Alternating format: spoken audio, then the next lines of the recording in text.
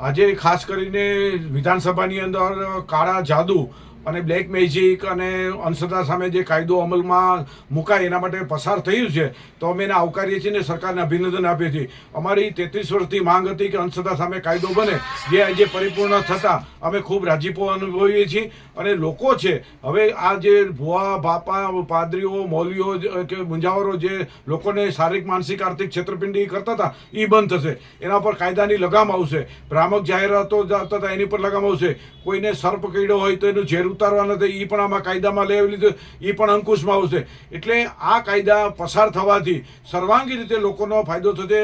લોકો જે છેતરાતા હતા એ પ્રવૃત્તિ પણ બંધ થશે.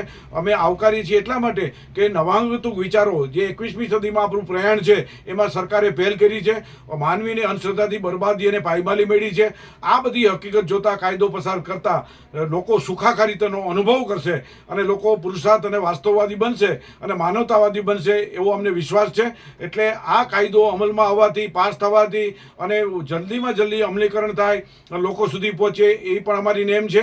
જાતા 33 જિલ્લામાં લોક ચળવળથી લોકોને માહિતગાર કરશે. પોલીસ સ્ટેશનની અંદર પણ અમલીકરણ થાય અને સાહજિકથી કોઈ પણ વ્યક્તિ ભોગ બનેલો હોય એને FIR દર્જ થઈ જાય. એના માટેના અમે કાર્યક્રમો આપવાના છીએ. અમે આ વિધેયક પાસ થતાં ખૂબ આનંદ અને ગૌરવની લાગણી અનુભવી